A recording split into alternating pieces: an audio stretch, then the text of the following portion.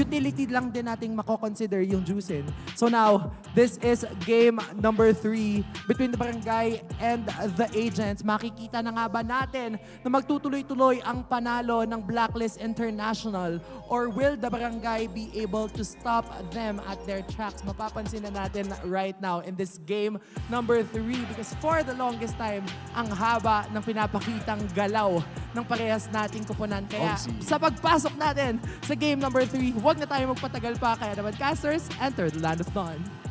Targeted ang mga heroes ni Atoy R at ni Chuck. Panibagong code ang ipinakita ng Blacklist International. Welcome ang katanungan to ay Mobile gagana nga ba ito Legends. sa bagong barangay na umaarangkada. Welcome sa game number 3. Kami pa rin yung mga kasama, Burrito, Ate mo Chantel.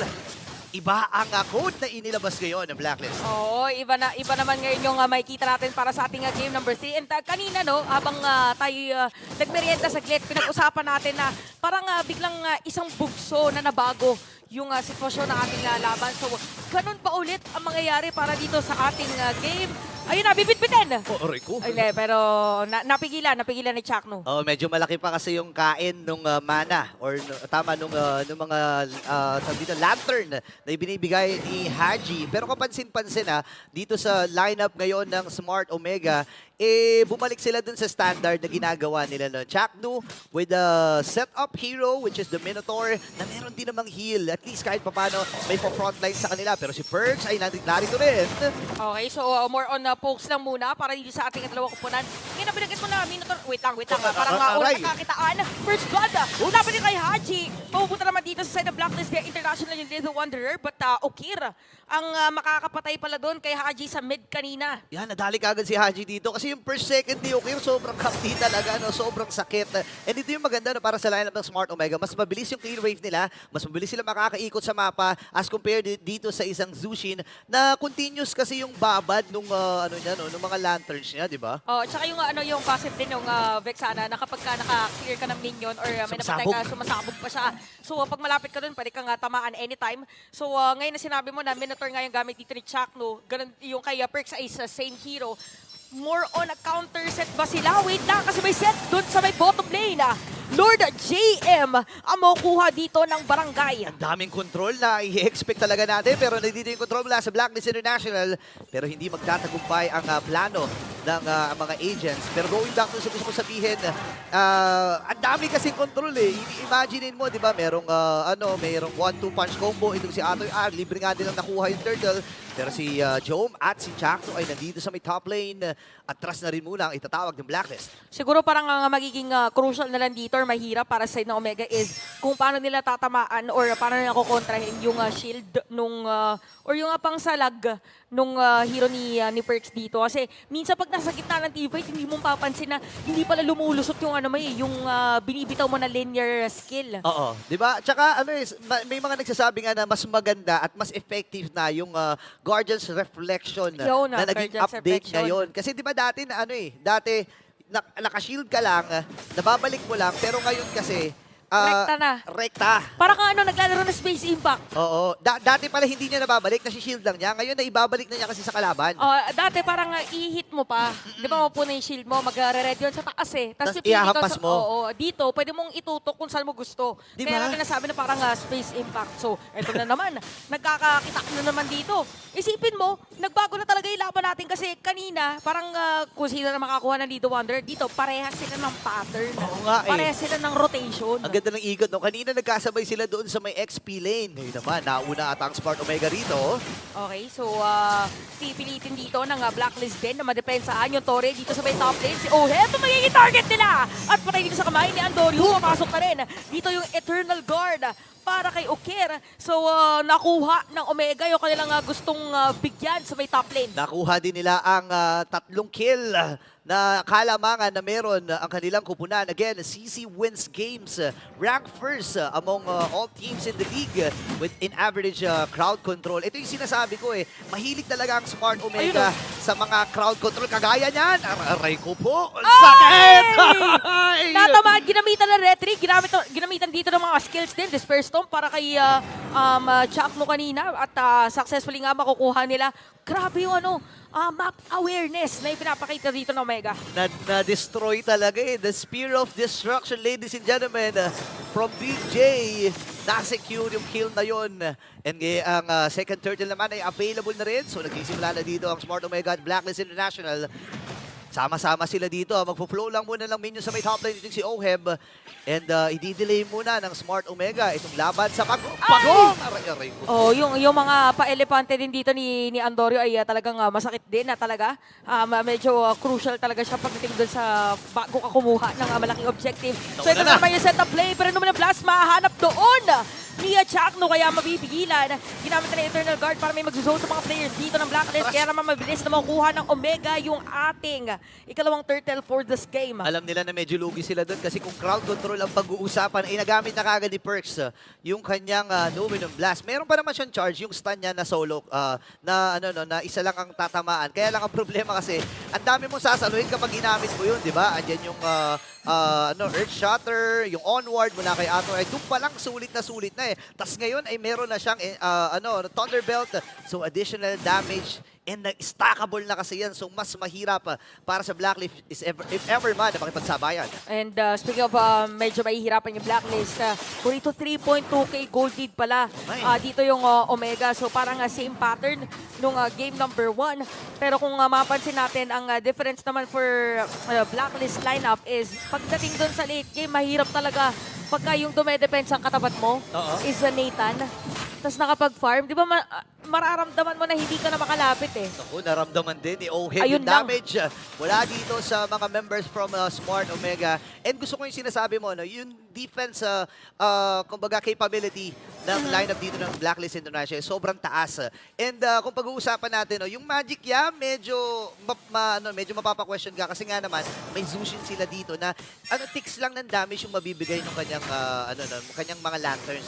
Pero ang ginawa kasi ng Blacklist, okay, medyo bitin tayo sa magic damage, kuha tayo ng Nathan, at least may supplementary magic damage na makakatulong talaga para sa Blacklist. Ganun pala yung pinaka-play nila. So siguro, parang mamaya pala may kita, magiging dito, critical yung decision making for Perks and Lord JM. Yep. Kasi para magkaroon ng space si Haji na mabit-bit niya lahat or unti-unti yung mapoke yung mga players dito ng Omega, kailangan meron siyang matibay na front.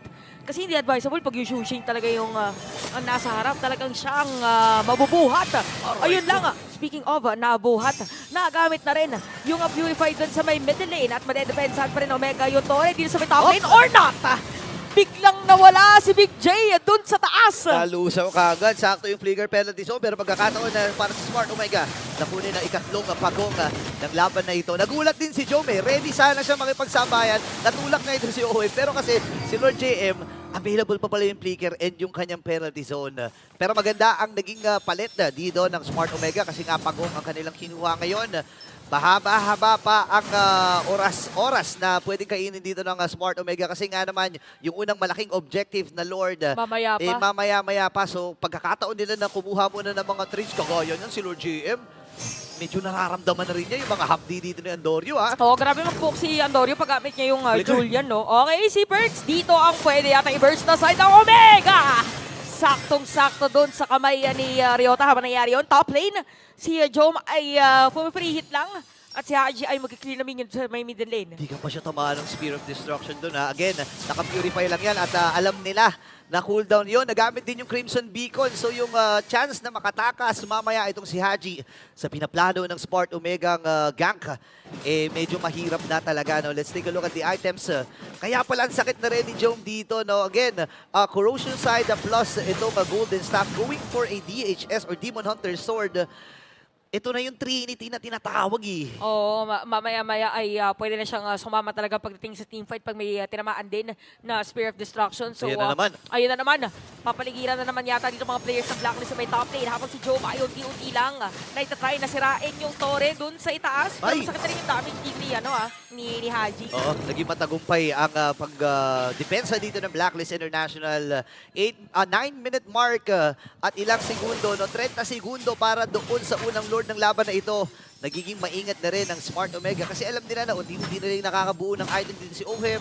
Available din yung mga Purify ng ni Oheb at ni Haji dito sa magiging team fight. Doon sa unang Lord ng laban na ito, So talagang kailangan maging mas maingat na magkabilang kubunan. Atoy R, hindi pa naman available yung kanyang flicker and pwede nilang sinugin yung oras no, para mas nakakatakot na edit ang kanilang haharapin. Oh, pag nakakakita tayo ng mga gantong games, actually, parang automatic na magiging late game yung game natin or not unless mga 14 minutes, 15 minutes, ganyan. So, tingnan natin kung magkakaroon ba ng team fight para dito sa ating Lord dahil sinisimula na ng Omega habang si Joma nandun sa may bottom lane.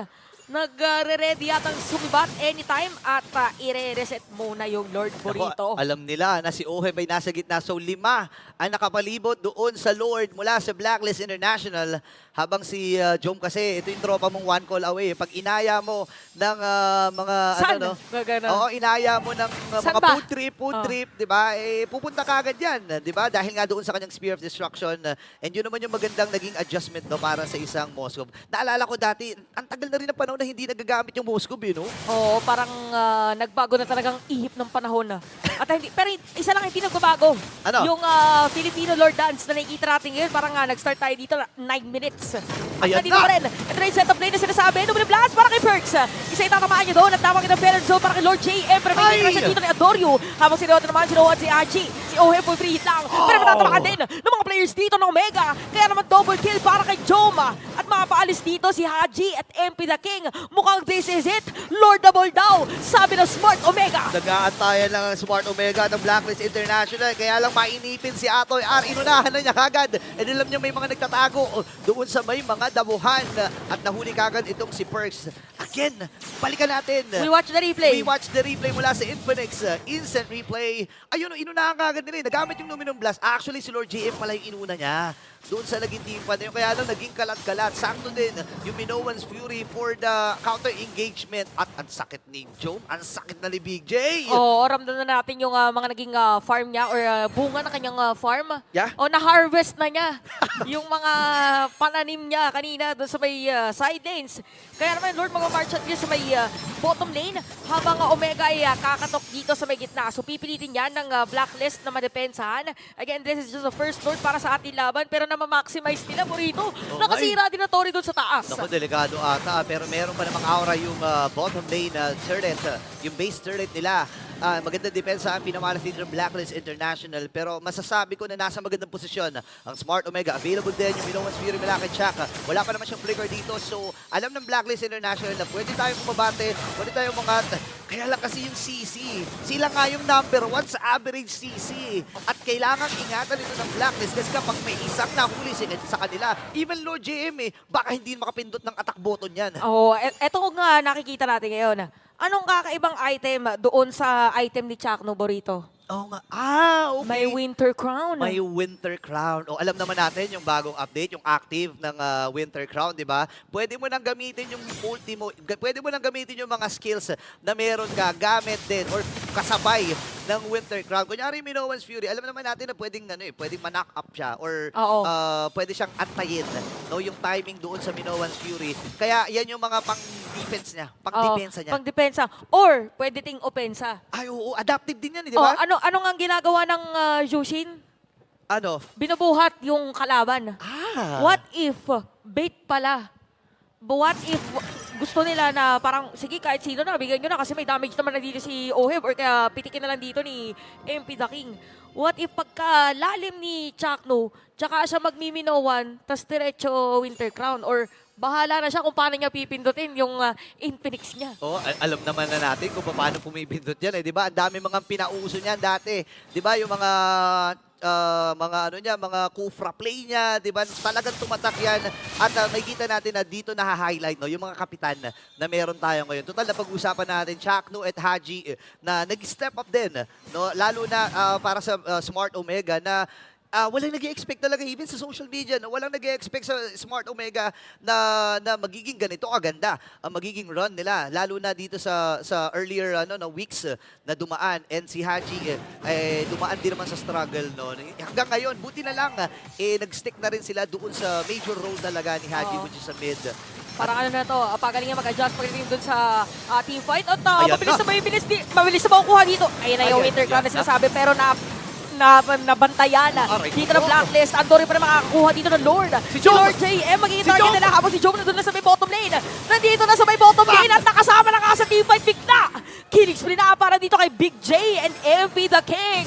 Makukuha na rin ng barangay. Grabe, bumasag pa dun sa may bandang ibaba, sa may kuha ng hero.